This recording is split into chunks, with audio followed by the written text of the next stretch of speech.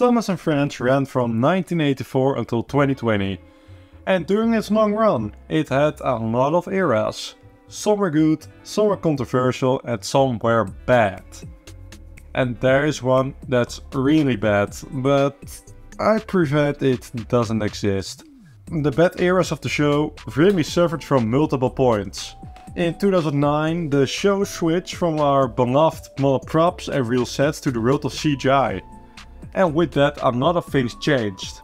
Some for the good and for the worse. We got even lazier writing than we already had in the previous 2 seasons. And all the characters were flanderized to one single character trait. For example, Gordon is always the grumpy and boastful guy, Toby is always the scared grandpa, and James is always real terrifying one. On top of that, every single episode had the same story formula. A very boring and overused 3 strikes formula. A character gets a job, which was always called a special for some reason. They are quite boastful about it, they mess up 3 times and they eventually realize they were wrong and do it all again. This time, taking the advice of the other characters. We had this for 4 seasons. 4 seasons of suffering. And many people consider this to be the worst era of the original show. Myself included.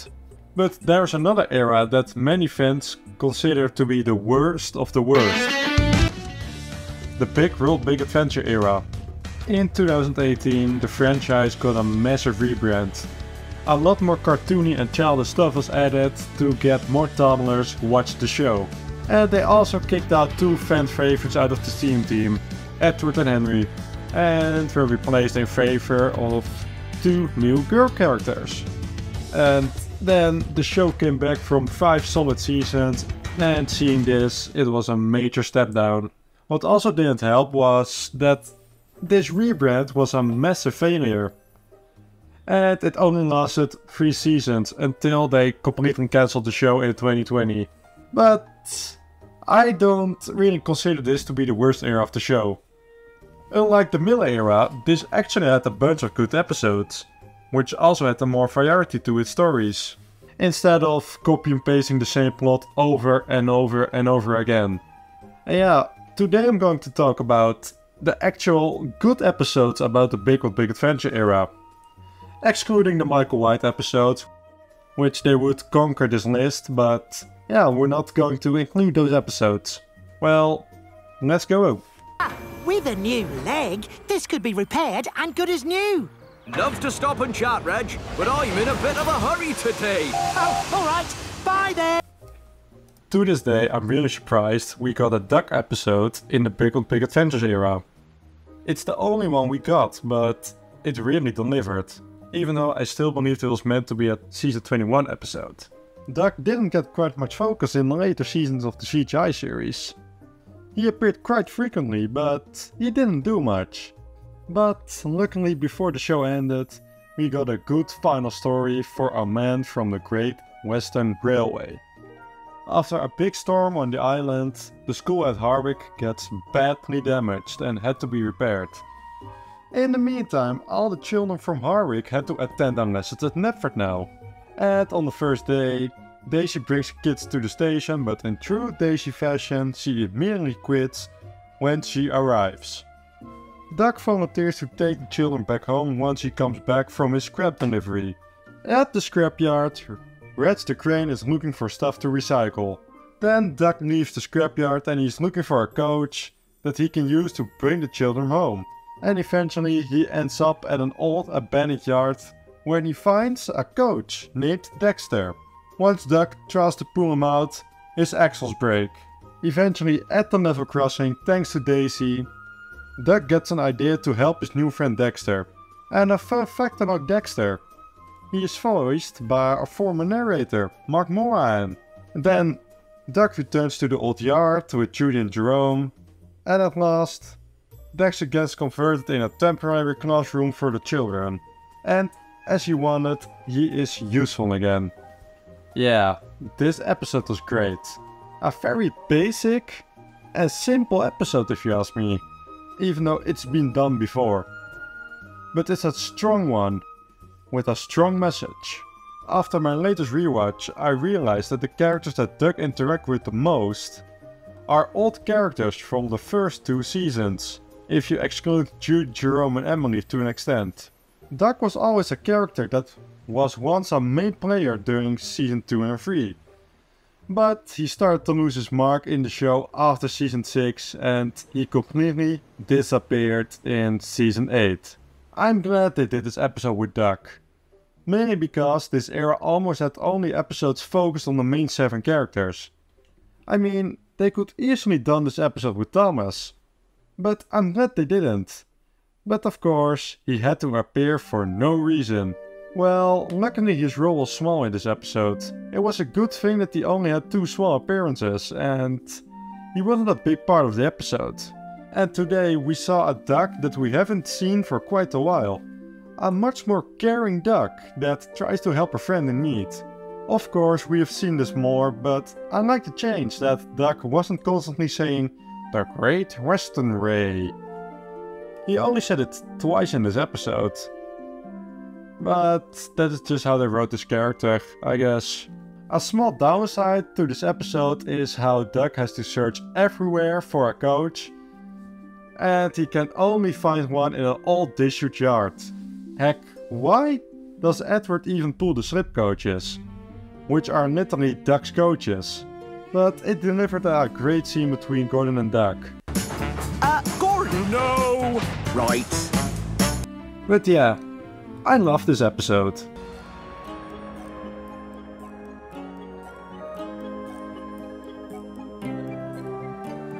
Yes, this is a controversial one. I think this is a great episode. It's focused on an interesting pair of characters, and it's all about the new engine named Kenji, the bullet train from Japan. And this episode takes place after the special Marvel's Machinery, where Kenji got introduced. This episode is again very simple. Kenji gets a battery to work on Soda until a ship for Japan leaves. After Kenji realizes he has to travel to Japan on his own, he hides from everyone so he prevents the go on a ship to Japan. He eventually goes after Hero volunteers to join him on the ship. What I noticed after rewatching the episode is that they did something with Thomas, the first character introduced in the television series, small roles for Victor and Hero, the first characters introduced in CGI, and Kenji, one of the last characters introduced, and this episode takes place in the last season of the show. Nice funny detail. Even though Kenji was only introduced in season 24, they gave him a very unique character flaw, that being afraid to be on his own for a long time. Which I believe hasn't been done before, if you don't include Percy and Day of the Diesels. This episode is also the first appearance of Hero since season 20, and also his last. They brought him back for 2 minutes, but it makes a lot of sense that Hero went with Kenji. But we got no build up to this at all. They at least should give us some foreshadowing or something. But it was great to see Hero shine for one final time. And yeah, Hero's send-off is probably the reason why I like this episode so much. I don't think you could have sent the Hero off in a better way, and I'm glad they showed him going back to Japan instead of, yo, Hero's going back to Japan. He's never coming back. Ciao, suckers. Yes, this is the episode everyone expected to be on this list. And it absolutely deserves it. In fact, it's the only international episode on this list. And they've done something different with this one. Instead of focusing on Thomas doing things with China, they focused on Young Bao and his backstory. The episode was written by Ian McHugh and David Stoughton, and they did a splendid job to give Young Bao a soothing backstory and give a reason why he's red and has a big tiger on his tender. Something many wouldn't have thought about. And in fact, this is the only episode that Ian McHugh wrote in his time on the show. And boy, did he blow us away. Yeah, just a simple detail on an engine can make a great episode. Young Bao told Thomas a story when he was wondering why Young Bao had a tiger on his tender. Well, before he was red, he was painted in a very boring blue livery. The other engines didn't appreciate Young Bao and are teasing him.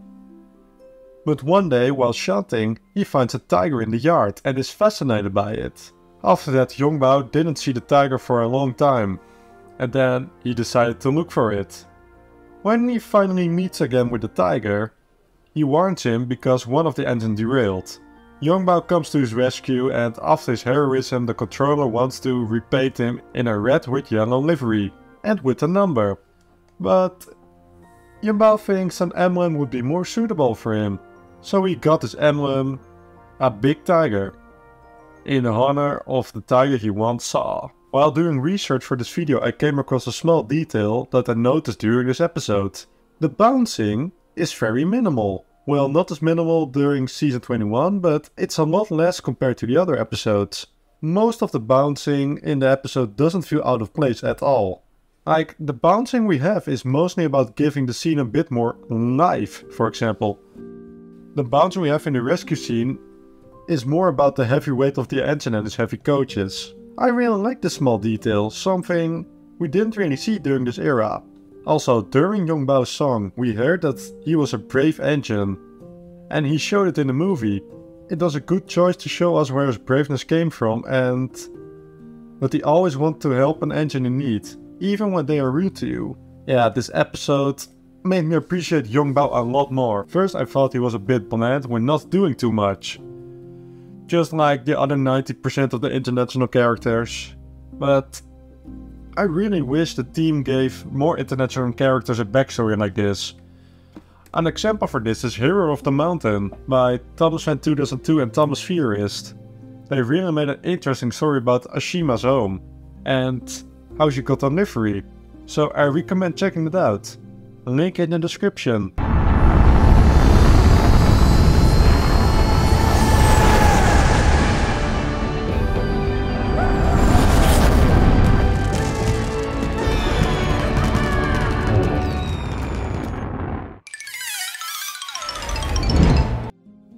A Samson episode that's actually pretty solid.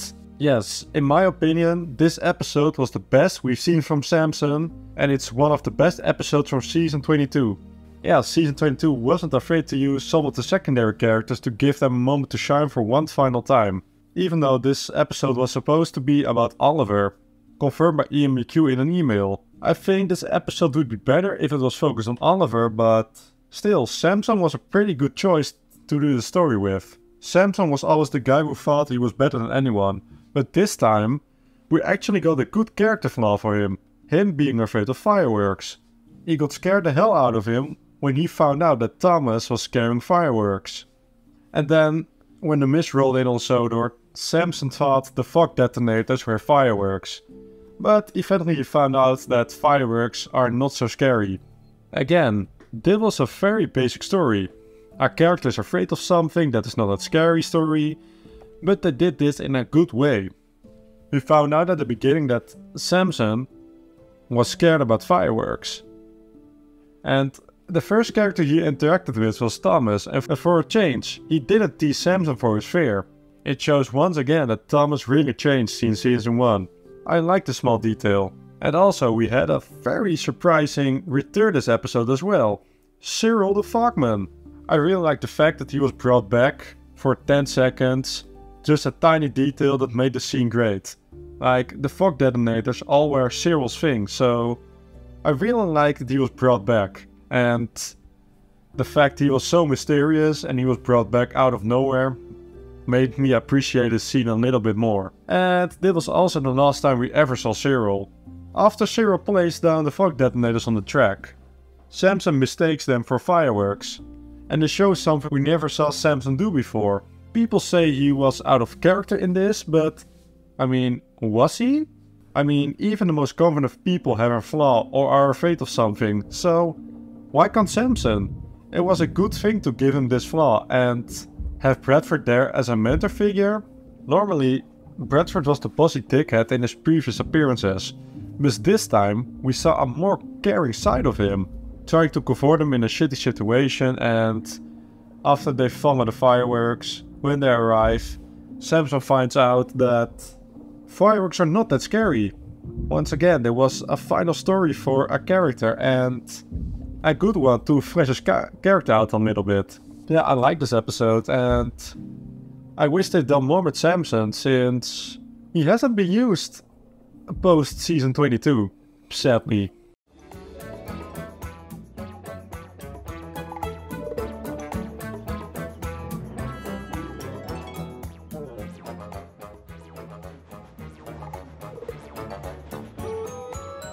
This might be one of my favorite episodes of the Big World Big Adventure era. Just like the Kenji episode, it's focused on a new character that was introduced in Marvel's Machinery, Sonny. They followed up his story after Marvel's Machinery. It immediately shows that the Ancients don't like him. All except Thomas. The Fat Controller says that Sonny can stay on Sodor if he proves to be useful and trustworthy. But after he saved James from an accident at the docks, they still think he is a thief. Then he prevents the wrong guy, Diesel. Eventually Diesel crashes and Sonny saves him, and he finally wins the Fat Controller and the other engines over. Yeah, another gem during this era. In my opinion, this episode deserves much more love than it actually gets. It's a really sweet episode where Sonny finally gets a place where he belongs. It was a good thing to pair him up with the most untrustworthy character on Sodor, Diesel. Very clever. The engineer wants to be trusted by everyone, and he prevents the guy who can't be trusted because he's always up to tricks. And then we have Thomas that is trying to be a mentor to Sonny. And again, we see a much nicer and caring side of Thomas in this era of the show, which I really like. This could be part of the plan that Michael White had for Thomas's character, but we'll never know, sadly. After Diesel reveals the truth to Percy, Sonny is done with the guy and he races off. Diesel crashes, and even though Sonny is cross at Diesel, he rushes back to save a fellow engine. Even when Diesel manipulated him. And to be honest, I got Jesse and Walter vibes from these two. Come on, baby! Come on! Yes! Come on! Ah! Yes! Yeah, it's a shame the show ended. I would love to see more of these two. Another thing I really liked was when Sonny puffed into the yard and he was already looking quite sad. Maybe he was afraid to speak to the Fat Controller. It was quite fun that it took place during the scene when Gordon was having a conversation with Thomas and Percy. And yeah, you can see him leaving in the background. The only downside to this episode was the crash sequence. It was a bit too cartoony, and why the fuck was there a giant hole on a siding just off the main line? Yeah, it's probably the main issue I have with most of the Big World Big Adventure episodes. Some stuff is just too cartoony for my liking, and like every word the engine says, they move their bodies. In some episodes it's done very well, like in Young Bao and the Tiger. But anyways, this is probably one of the best episodes in the last era of Thomas.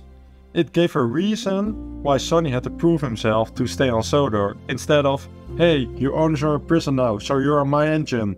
I'm glad they made this episode, just like Samson made us appreciate Sonny a little bit more. There we go.